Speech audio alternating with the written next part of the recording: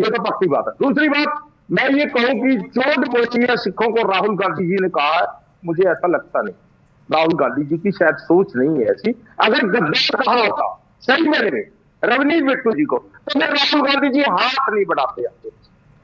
नहीं तो ये भी भाई मानने वाली बात है। बाली जी, बस राहुल वही गांधी जी चीज ने आप, हाथ बढ़ाया। मैं आपकी बात भी मान लेता, मगर इस सवाल का जवाब आपके पास भी नहीं है कि कितने कांग्रेस नेताओं ने कितनी कांग्रेस छोड़ दी, किसी और को गद्दार नहीं कहा, सिर्फ बिट्टू को ही क्यों कहा गद्दार?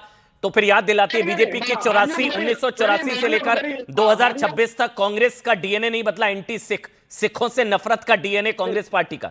तो इस बात पर फिर आपको दम नजर आता है सर? हो सकता है आप मेरे को गलत बताएं, लेकिन बुरा तो आपको भी लगा होगा, ईमानदारी से बताइए ना, आपने भी पार्टी छोड़ दी थी। बिल्कुल भी नहीं आपको बुरा, मैं ये तो देखिए डिबेट है, मैं आपको बिल्कुल भी बुरा नहीं कहूंगा, ना कोई ऐसी बात कहूंगा जिससे मुझे तो सिर्फ ये कहने की बात है, ठीक है, ये पिछली बातें हैं सब, अगर जितनी बात हम कुरेदेंगे उतनी दुनिया में चली जाएगी ये बात, ये मान के चलिए। इसमें ऐसा कुछ नहीं है, बहुत पुरानी बातें हैं, वो खत्म हो चुकी है। देश के मानयोग सरकार योग प्रधानमंत्री जी ने कहा है, हम उनकी बात को सिर्फ यही कह सकते हैं कि ऐसी कोई बात नहीं थी जो मानयोग राहुल गांधी जी ने जो कहा नहीं कहना चाहिए था, मेरे लीडर हैं, बिट्टू जी को उनको दुश्मन कहना चाहिए था, ये नहीं कहना चाहिए था, बिल्कुल। भाई इस बात की मैं दाद देता हूं, आपके साहस की, बाली जी मैं आपके साहस की दाद देता हूं। हो सकता है अब आपको नोटिस आ जाए, क्योंकि कांग्रेस पार्टी में रहते हुए आप ये बोल रहे हैं कि राहुल गांधी को ऐसा नहीं कहना चाहिए था।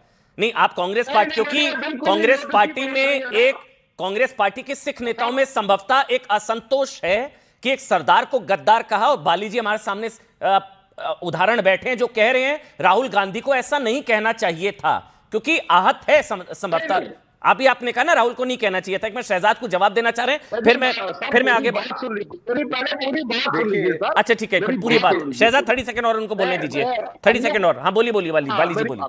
हाँ मैं ये कहूंगा कि इंदिरा जी एंड राजीव जी, अगर हम उनको ये कहें राहुल जी, अगर वो देश के दुश्मन है तो फिर सज्जन कौन है देश के अंदर, मुझे ये समझ में नहीं आता। अगर हम बिट्टू जी को ये कहें कि बिट्टू जी गद्दार है तो फिर सज्जन कौन है? हमें उनके भी जो दादा थे जिन्होंने पंजाब के अंदर शांति को कायम किया,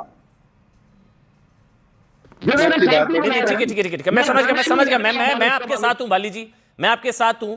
सरदार बेअंत सिंह जिन्होंने खालिस्तानियों से लड़ते हुए अपने प्राणों की आहुति दी, उनको बम से उड़ा दिया गया, पंजाब के लिए, हमारे देश के लिए, भारत के लिए लड़ते हुए, उनके परिवार को गद्दार कहना, उसी का जवाब उन्होंने दिया। तो परिवार है देश का दुश्मन, शहजाद जवाब देना चाह रहे हैं। एक मिनट में बाली जी, आपको गलत नहीं बोल रहा हूं मैं, अब रुके ना, एक मिनट सर प्लीज थोड़ा बैलेंस करने दीजिए, सबको इक्वल, सारे अगर सारे सवाल बीजेपी से हैं तो शहजाद को मुझे दोबारा जवाब देने का मौका देना पड़ेगा। समाजवादी पार्टी, कांग्रेस, ये 3 वर्सेस 1 की डिबेट हो जाएगी। शहजाद आप जवाब दे दीजिए, उसके बाद मैं कुलदीप जी आपके पास आ रहा हूं और वाजपेयी जी मैं आपके पास आ रहा हूं। शहजाद 30 सेकंड में प्लीज। हाँ देखिए, वाहेगुरु जी दा खालसा वाहेगुरु जी दी फतेह। गुरु गोबिंद सिंह से लेकर गुरु तेग बहादुर, सिखों का मतलब ही वफादारी है, हिंद के साथ वफादारी। पर देखिए, उदित राज भी तो बीजेपी से गए कांग्रेस, उनको कभी नहीं गद्दार बोलते। इमरान मसूद भी समाजवादी पार्टी से इंपोर्ट किया है, इमरान भाईजान को गद्दार नहीं बोलते, केवल पगड़ी पहनने वाले को बोला, क्योंकि पगड़ी पहनने वाले को कैसे काट काट कर जलाकर राजीव गांधी ने बोला बड़ा पेड़ गिरता है तो धरती हिलती है। जगदीश टाइटलर को कैसे 15 अगस्त के प्रोग्राम में बुलाया, जगदीश टाइटलर को कैसे दिल्ली कांग्रेस के चुनाव में उसको एमसीडी की कमेटी में रखा, अभी इंदिरा गांधी पीस अवार्ड में जगदीश टाइटलर को फ्रंट रो पे रखा, और सज्जन कुमार को 34 साल बचाया। ये सिख विरोधी, सिखों से नफरत करने वाली पार्टी है, इसीलिए उन्होंने केवल एक सिख को गाली दी। ठीक है, नहीं मैं एक मिनट, लेकिन जो प्रधानमंत्री पर संभवतः जो दावा, अटैक की साजिश, हमले की साजिश, मैं उस पर एक बार वाजपेयी जी का कमेंट और एक कुलदीप जी आपका कमेंट जल्दी से। वाजपेयी जी, ये मतलब जो लोकतंत्र खतरे में कहने वाले, इन चीजों से लोकतंत्र खतरे में नहीं आता जब कागज उछाले जाते हैं या गद्दार कहा जाता है, या छोड़ दीजिए प्रधानमंत्री की चेयर को घेरना, दावा स्पीकर का कि अप्रत्याशित कुछ उनके साथ हो सकता था। वाजपेयी जी देखिए अमन जी, ऐसा है कि कांग्रेस बड़ा बारीक क्लेम कर रही थी कि मोहब्बत की दुकान खोल रहे हैं, संविधान की दुहाई देती है, लोकतंत्र की दुहाई देती है, लेकिन जब चरित्रार्थ में आता है, जब प्रैक्टिकलिटी में आता है, तो न स्पीकर की रूलिंग मानते हैं, न स्पीकर की जो इन्होंने अपनी ओपिनियन दी है माहौल को देख के। कौन होता है लोकसभा में इंचार्ज, कस्टोडियन कौन होता है? स्पीकर ही कस्टोडियन होता है हर चीज़ का। उन्होंने एसेस किया कि अगर प्रधानमंत्री को बुलाया जाएगा तो मामला गड़बड़ है कुछ ना कुछ, और मनोज तिवारी ने तो आपके शो में बिल्कुल कहा है कि ऐसा लगा है कि जैसे कोई असोल्ट हो सकता था। तो मतलब क्या कहां ले जाना चाहते हैं ये देश वो कह रहे हैं को? तो नौटंकी है, अमीक देश कह रहे हैं को बदनाम नौटंकी है करेंगे। ये, अमीक कह रहे हैं नौटंकी है। अरे आप कैसे कह दोगे नौटंकी है? काई बात की नौटंकी है भाई? जो हकीकत है, कभी इतिहास में ऐसा हुआ है कि प्रधानमंत्री आए बोलने के लिए ना आए? कभी हुआ है ऐसा? आज भी उन्होंने आके भाषण दिया है।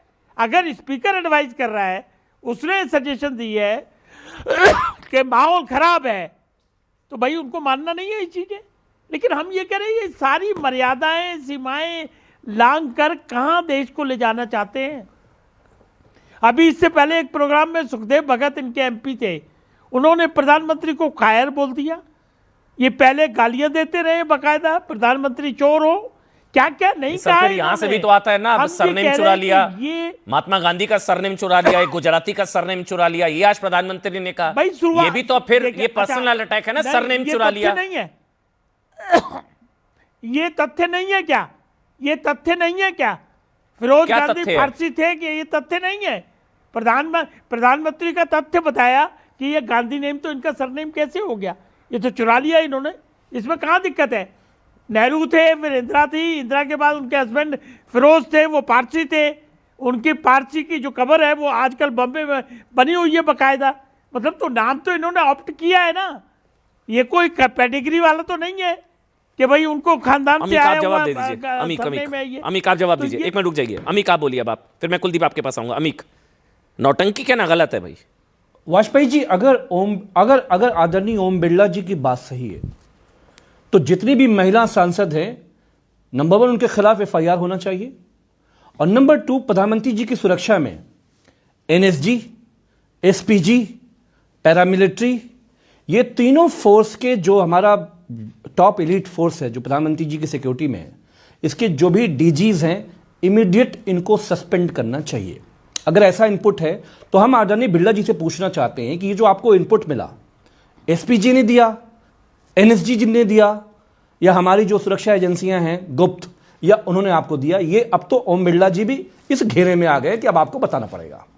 दूसरी बात ये कि प्रधानमंत्री जी मलेशिया जा रहे हैं, ये सबको मालूम है, और वो लोकसभा को फेस नहीं करना चाहते। वो फेस नहीं करना चाहते कि 45 लाख करोड़ का जो इंपोर्ट आप अमेरिका से मजबूरी में कर रहे हो, कौन सी मजबूरी है, क्या मजबूरी है, वो हम नहीं जानना चाहते हैं। अभी हम नाम भी नहीं लेना चाहते हैं जब तक मेरे नेता आदरणीय अखिलेश यादव जी हम लोगों को परमिशन नहीं देते हैं। तब तक आप हमें ये बताओ कि 45 लाख करोड़ से जो हमारी कृषि, खेती, किसानी, 70% की आबादी जो पूरे देश की बर्बाद होगी, जब नौजवान किसान सड़कों पर आएगा।